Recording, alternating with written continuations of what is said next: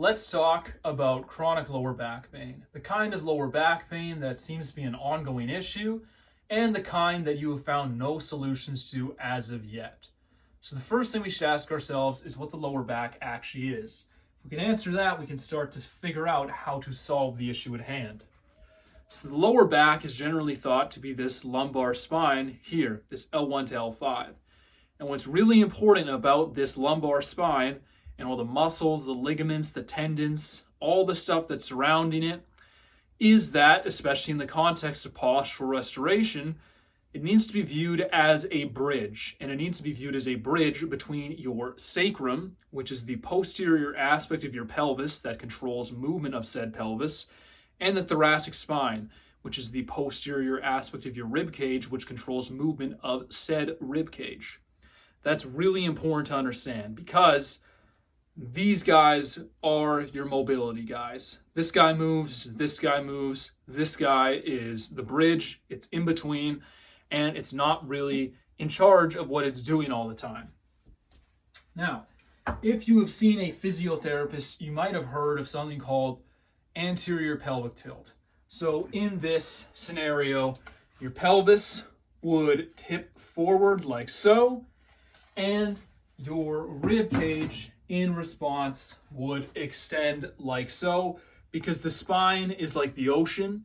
It's all one ocean. It's all one spine. It's just different parts of the spine have different functions and work differently, just like the ocean is labeled differently, right? You have an Indian Ocean, a Pacific Ocean, Atlantic, Antarctic, I believe. There might be more. Just like you have a cervical spine, you have a thoracic spine, a lumbar spine, the sacrum, I think the coccyx, which is practically not part of the spine, but that's a discussion for another time. Anyways, again, this is going to extend. This rib cage will extend because this thoracic spine is going to extend as that lumbar spine extends, because that spine is being pulled down by that pelvic positioning down there. That would be the theory of anterior pelvic tilt, which is not necessarily a dumb theory. However, we need to add context to it. We need to add in the fact that human beings are functionally and physically asymmetrical. Anterior pelvic tilt is a theory that would be applicable if humans were the Vitruvian man, which we are not. We are not perfectly symmetrical, and we are not going to have solutions to solve our physical ailments that revolve around us being perfectly symmetrical at work, because we are not perfectly symmetrical. So here's what the problem is. In postural restoration, we have something very similar. It's called a PEC pattern. So it looked like this. You would have that pelvis tip forward because both sides of your pelvis, both os coccyx, are in flexion. They are in external rotation, and they're in abduction, right? However, and this is a really important caveat, even with this bilateral issue here, we're still stuck in that left AIC, right BC pattern.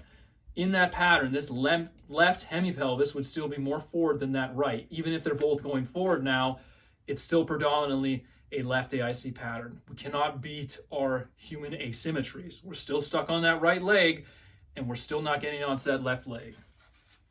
And just like the pelvis, the rib cage has caveats as well, where we're still inherently stuck in a right BC pattern. We're still stuck with internal rotation over here and external rotation over here, even in a PEC pattern, even if both sides of the rib cage are flaring up now. Still inherently right BC. Still not getting enough air here and getting too much air here. Not enough on the right, too much on the left. Still stuck like this.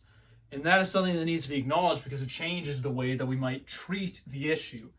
We have to use both techniques that revolve around establishing left AFIR and establishing left ZOA to fix chronic lower back pain. We need to establish getting onto our left leg and getting our left hemi rib cage to close, our right hemi rib cage to open.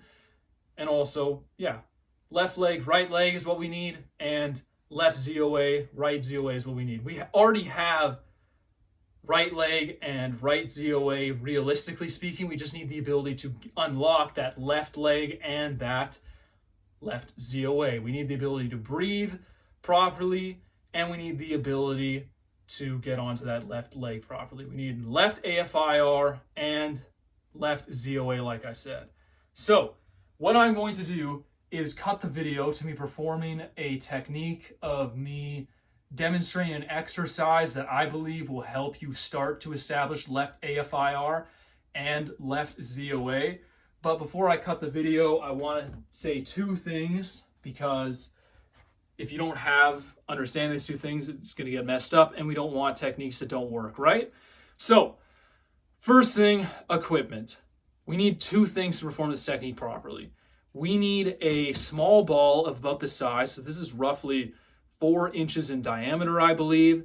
You need it to be some kind of malleable material, so this is just some, I think it says PVC plastic on this.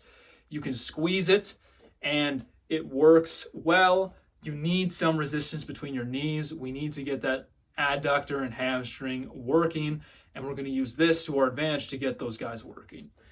And we need a balloon. This is going to help us diaphragmatically breathe properly and learn how to exhale properly. Learn how to get all the air out and get that rib cage to internally rotate, which is what we want to do. So again, get this ball, get this balloon. I bought a 100-pack at Dollarama for like $5, and this was at Dollarama for like $2. No excuses. Very easy, very accessible, very cheap. And just one more thing. This is a very difficult technique. Please be patient and practice. You're probably going to do it wrong the first time, and that's okay.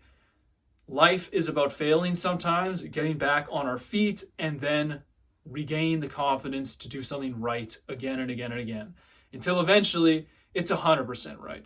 So keep trying. All right, so let's talk about positioning to perform this technique properly. So, first thing that's obvious, this is kind of a semi-squat position, and my back is starting to come off the wall. This is how you progressively perform this technique. Feet should be roughly 6 inches away from the wall. You can use a book if you want to accurately measure the exact distance from the wall or need that stability. However, guesstimating it roughly minimum 6 inches is fine, as long as it is, again, minimum 6 inches. Next, knees. So, left knee should be behind the right knee should be in front of the left knee, with a ball between said knees. That's the biggest thing. This is going to make it so that hip shift is occurring and we're establishing left AFIR. Next thing, pelvis.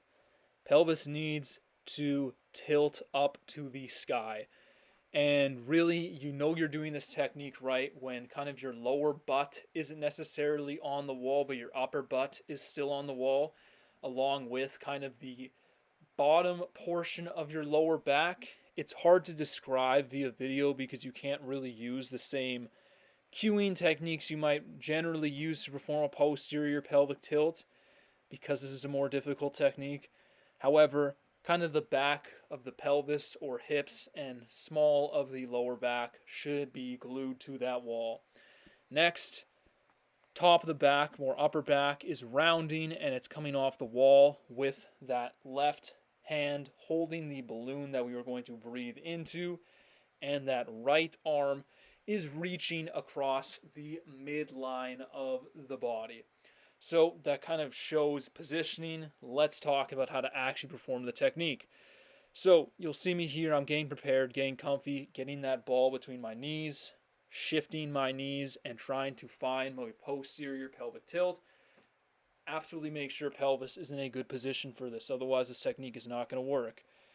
All right, now I'm bringing that balloon up to my mouth. I'm going to test it, make sure it doesn't have absurd resistance, and now I'm going to perform the technique. So I'm going to inhale through my nose and exhale through my mouth as I use my right arm to reach across the midline of my body and squeeze my left knee into my right knee as I exhale. So we're kind of doing everything at once as we exhale, because Via this exhalation, we're establishing a left ZOA while we're also establishing left AFIR. So, just going to perform the technique again for clarity's sake. Again, inhale through the nose, exhale into the balloon through the mouth.